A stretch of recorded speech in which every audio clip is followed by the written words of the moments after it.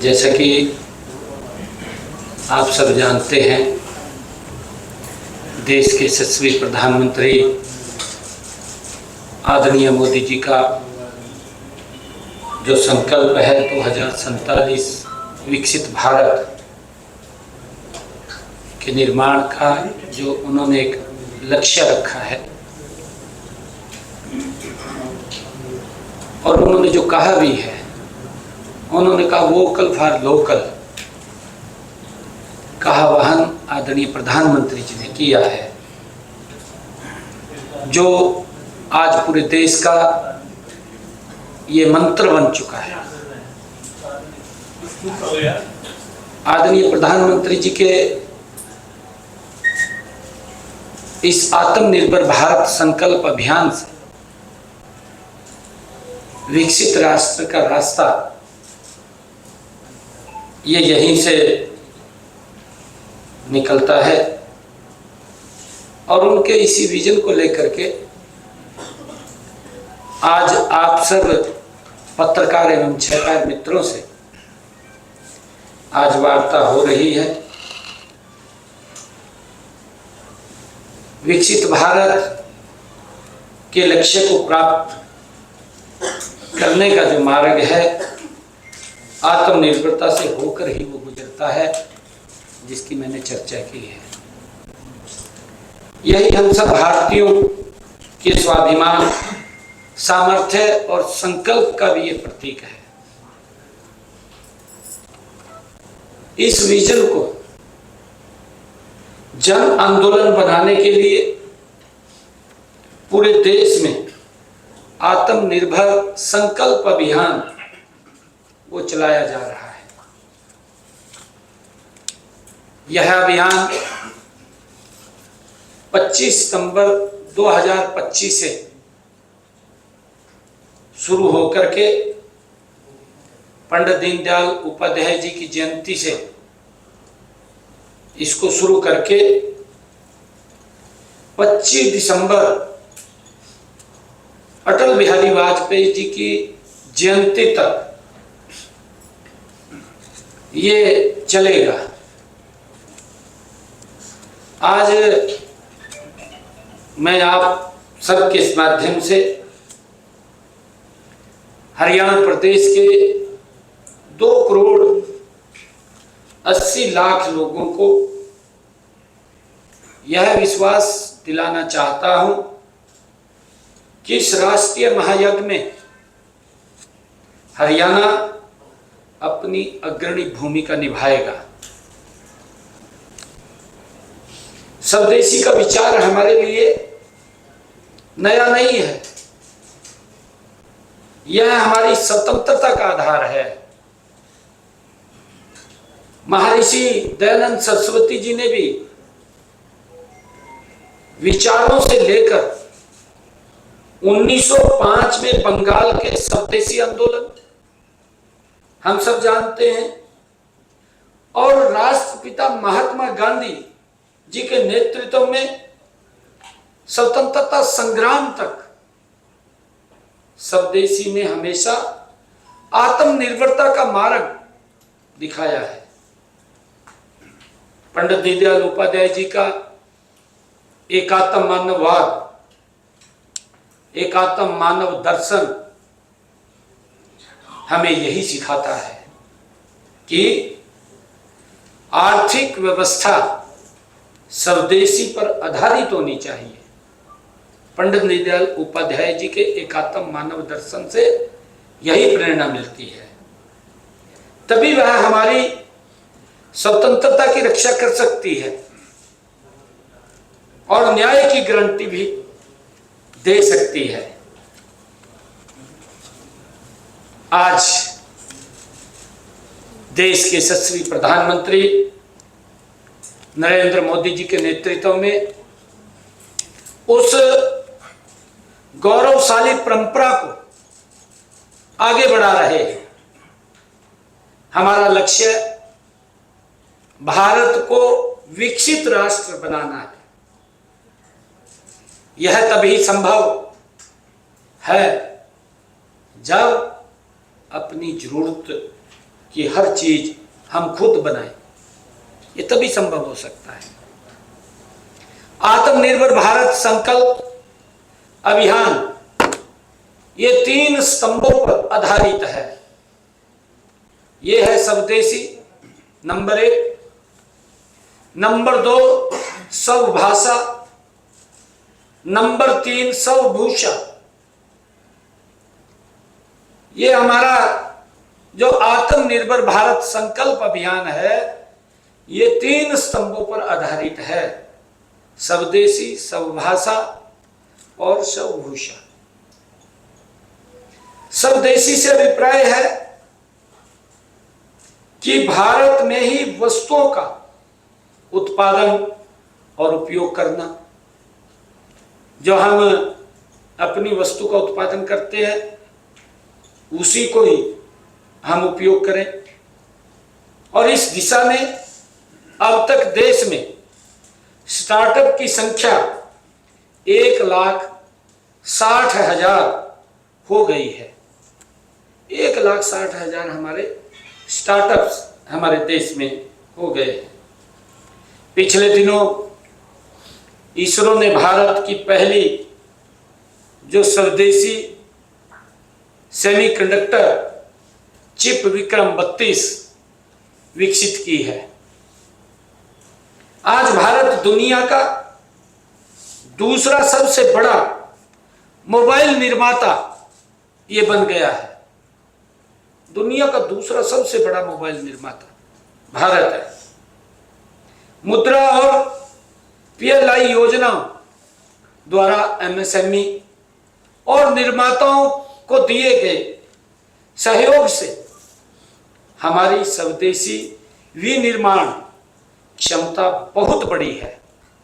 हम सब जानते हैं हमारा कुल निर्यात आज $825 बिलियन तक पहुंच गया है। मित्रों, स्वभाषा का अर्थ हमारी भारतीय भाषाओं और ज्ञान प्रणालियों को बढ़ावा देना है। भारतीय भाषाओं में प्रशासन को संचालित करने के उद्देश्य से केंद्र सरकार ने एक नया अनुभाग तैयार किया है, स्थापित किया है, और नई शिक्षा नीति देश की गुरुकुल शिक्षा प्रणाली को फिर से जीवित कर रही है। यह त्रिभाषी शिक्षा को बढ़ावा दे रही है। अब एमबीबीएस, इंजीनियरिंग तथा विज्ञान के विषय भारतीय भाषाओं में पढ़ाए जा रहे हैं, और इसी प्रकार स्वभूषा का जो अभिप्राय है हमारी अपनी विरासत, स्वभूषा हमारी स्वयं की विरासत, डिजाइन और सौंदर्य शास्त्र को अपनाने से है। इस दिशा में आजाद भारत में पहली बार खादी और ग्राम उद्योगों का कारोबार 1,70,000 करोड़ रुपए पार हो गया है। हम सब देखते हैं आदरणीय प्रधानमंत्री जी ने भी आह्वान किया है कि खादी को हम अपनाएं, और उसको लेकर के जो खादी उद्योगों का कारोबार है 1,70,000 करोड़ रुपए को ये पार कर चुका है। पिछले 10 वर्षों में इसके उत्पादन में 315% और बिक्री में 400% की वृद्धि हुई है। उत्पादन भी बढ़ा है और बिक्री भी बढ़ी है। स्वदेशी हमारा अपना स्वयं का, परंतु अगर विचार किसी ने किया कि राजपथ नहीं है, ये कर्तव्य पथ है, हमारा कर्तव्य है कि हम क्या कर रहे हैं क्या नहीं कर रहे, उसका नाम चेंज किया गया। उस गुलामी की चिन्ह को मुटाया गया, उसका नाम राजपथ से बदल करके कर्तव्य पथ रखा गया। इंडिया गेट के ऊपर जॉर्ज पंचम की मूर्ति लगी हुई थी, हम सब देख रहे थे इतने लंबे समय से। उसकी जगह नेताजी सुभाष चंद्र बोस की प्रतिमा को वहां लगाया गया, स्थापित की गई। यही बदलते भारत की तस्वीर है, यही तो बदलता भारत है।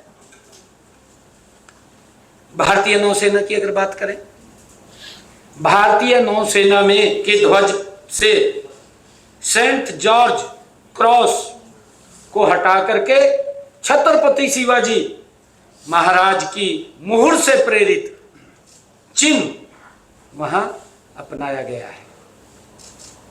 वो भी एक गुलामी की जगह थी, यह हमारे स्वाभिमान का प्रतीक है। हम देखते हैं आईपीसी और सीआरपीसी जैसे गुलामी के दौर के कानूनों की जगह भारतीय न्याय, नागरिक सुरक्षा, साक्ष्य संहिता का आना एक ऐतिहासिक कदम है। ये भी अंग्रेजों के समय के कानून थे, सीआरपीसी, आईपीसी, इनको खत्म किया गया अभी आपके सामने। अंग्रेजों ने तो अपने सुविधा के अनुसार बनाए थे कि कोई उनके खिलाफ अगर कोई बोलेगा उनको अड़जाए देंगे, जेल में डाल देंगे, बिना बात के डाल देते थे। और अब तक उसी को ठाए फिर रहे थे। विचार नहीं हुआ आजादी के बाद कि इनको बदला जाए। अगर विचार हुआ, नरेंद्र मोदी जी के नेतृत्व में विचार हुआ और उनको बदल दिया गया। हम देखते हैं हमारी सांस्कृतिक जो धरोहर है, अयोध्या में भव्य श्री राम मंदिर का निर्माण कितने लंबे समय से यही निर्णय नहीं कर पा रहे थे। राजनीतिक इच्छा शक्ति थी, कहीं मेरे वोट खराब ना हो जाए, मेरे वोट ना कट जाए, उनमें सेंध ना लग जाए। इस प्रकार के ये सामने वोट को रख करके राजनीति करते थे, देश को रख करके नहीं। कांग्रेस देश को आगे रख करके राजनीति नहीं करती थी, वोट को आगे सामने रख करके राजनीति करती थी। मोदी जी देश को सामने रख करके राजनीति करते हैं और उसका परिणाम है कि अयोध्या में भव्य श्री राम मंदिर का निर्माण हुआ है। ये उसी का परिणाम है। काशी विश्वनाथ कॉरिडोर का जीर्णोद्धार हुआ है, ये उसी का परिणाम है। उज्जैन में महाकाल लोक का निर्माण हुआ है, ये इसी का परिणाम है। केदार का पुनर्निर्माण हुआ है, केदार बाबा का, ये इसी का परिणाम है। ये हमारी सांस्कृतिक विरासत का पुनः जीर्णोद्धार है। आदरणीय मोदी जी के नेतृत्व में जागरण है, पुनर्जागरण है ये हमारी संस्कृति का।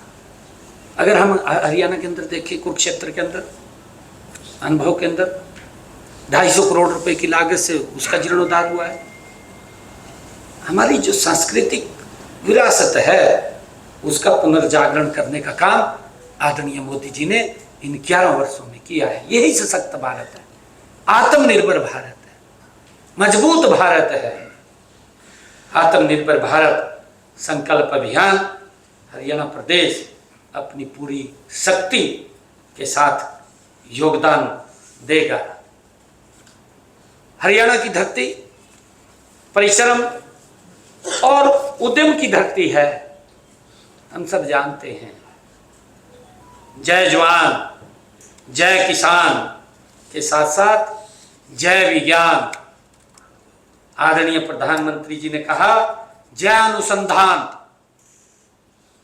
को चितार्थ करने में हरियाणा हमेशा आगे रहेगा। हमने इस अभियान को हरियाणा के हर गांव, हर शहर तक पहुंचाने के लिए एक विस्तृत रूपरेखा हमने तैयार की है। अगले महीने हरियाणा के सभी जिलों में और नवंबर-दिसंबर में सभी मंडलों में आत्मनिर्भर भारत संकल्प सम्मेलन आयोजित किए जाएंगे। इनमें हम अपने स्थानीय कारीगरों, शिल्पकारों, उद्यमियों और किसानों को सक्रिय रूप से हम इन सम्मेलनों में शामिल करेंगे। हम व्यापारी सम्मेलन, एमएसएमई उद्योगपति सम्मेलन और विशेषकर कॉलेजों में युवाओं के साथ संवाद के लिए संकल्प सेमिनार आयोजित करेंगे। हमने ये एक बड़ा प्रोग्राम बनाया है। पूरे प्रदेश में एक आत्मनिर्भर भारत संकल्प रथ यात्रा निकाली जाएगी। एक आत्मनिर्भर भारत संकल्प रथ यात्रा भी निकाली जाएगी। हमने उसका पूरा चार्ट तैयार किया है। पूरा जैसा मैंने कहा है कि 25 नवंबर पंडित दीनदयाल उपाध्याय जी की जयंती से लेकर के 25 दिसंबर अटल बिहारी वाजपेयी जी की जयंती तक आत्मनिर्भर संकल्प अभियान ये चलने वाला है, जो स्वदेशी का संदेश घर घर तक पहुंचाएगी। दिवाली और अन्य त्योहारों के दौरान हम सब मिलकर के विदेशी लाइट की जगह अपने यहाँ बने मिट्टी के दियों का हमने उपयोग करना चाहिए और इसके लिए लोगों को भी प्रोत्साहित करेंगे, लोगों को भी जनजागरण करेंगे, लोगों को भी जगाएंगे कि विदेशी लाइटें ना लेकर के अपने मिट्टी के बने हुए दिए उसका उपयोग करें। हम पूजा पंडालों में भी स्वदेशी उत्पादों को बढ़ावा देने के लिए स्टॉल और बैनर भी लगाए जाएंगे। हम संकल्प फॉर आत्मनिर्भर भारत, संकल्प फॉर आत्मनिर्भर भारत के लोगों को डिजाइन करके दुकानदारों और व्यापारियों को विकसित करेंगे ताकि वे इसे गर्व से अपने प्रतिष्ठानों में लगा सकें। मैं आप सब के माध्यम से हरियाणा के हर नागरिक से आह्वान करता हूं कि इस आत्मनिर्भर भारत संकल्प अभियान को एक जन आंदोलन बनाएं। मैं ये अपील करता हूं, ये आह्वान करता हूं। मैं किसान भाइयों से भी प्राकृतिक खेती अपनाने और फूड प्रोसेसिंग में आगे आने की अपील करता हूं। मैं ये कहना चाहता हूं किसान भाइयों से कि हम ज़्यादा पेस्टिसाइड, ज़्यादा खाद इसका उपयोग ना करें। आज जितनी आवश्यकता है उतना करें। हम पहले भी खेत के अंदर गोबर की खाद डालते थे, हमें उस तरफ बढ़ना चाहिए, प्राकृतिक खेती की तरफ बढ़ना चाहिए। क्योंकि मुझे तो स्वयं मालूम है, मैंने तो खेती किया है। मैं हर साल एक डीएपी का खाद का थैला 1 एकड़ में डालता हूँ। बंजर तो बनाता है, परंतु उस साल तो वाह ही करवा दे, परंतु आपका फूस हो जाएगा, कुछ नहीं है फिर। परंतु अगर आप दूसरी तरफ देखेंगे, अगर मैं अपने उसी एकड़ में 2 ट्राली देसी खाद की डालता हूं, वो 3 साल तक कंटिन्यूटी में लगातार उसका असर दिखाई देता है। कंटिन्यूटी में 3 साल तक, एक फसल में नहीं, 3 वर्षों तक लगातार उसकी फसल का, खेत की जो फसल उसके अंदर आएगी, उसके झाड़ का आपको अलग ही दिखाई देगा। कंटिन्यूटी 3 साल तक। अगर हम 2 की जगह 4 घेर दें, देसी खाद है, हमारी जमीन ताकतवर होगी। हम प्राकृतिक खेती, जो हम ये भाग दौड़ की तरफ बढ़ रहे हैं, उससे ज़्यादा पैदावार हो जाएगी।